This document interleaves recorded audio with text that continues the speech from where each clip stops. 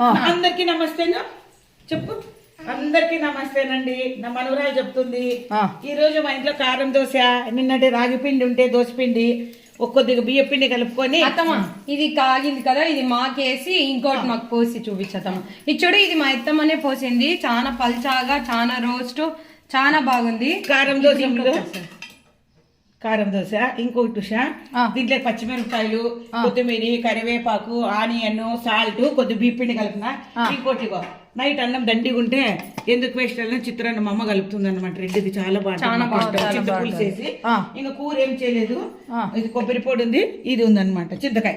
మళ్ళీ నిన్న నూరు నా కొద్దిగా ఓకే. ఇది ఒకటి వేస్తాను, టైం చూడు పాపం. చెప్పు నాన్న. దాన్ని లైక్ చేయండి, సబ్స్క్రైబ్ చేయండి, మా ఛానల్ ని చూస్తూనే ఉండండి. అంతే, నాకు చెప్పడానికి రాదు. ఏమైనా తప్పులు ఉంటే ఏమనుకోకండి. చెప్పడానికి రాదమ్మా, మీరు అన్ని వంటలు అన్ని బాగా చేస్తారు. మీరు చెప్పడానికి ఓకేనా. మళ్ళా మున్ని రమ్మను,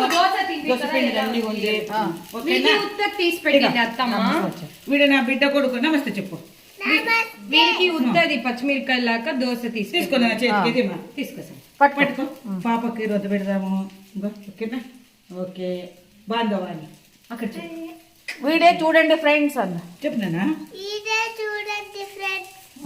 ఓకేనా. ఓకేనా. నువ్వు తినిపో. ఇంకొంచెం టైం ఉంది. చాలా అయిపోయినా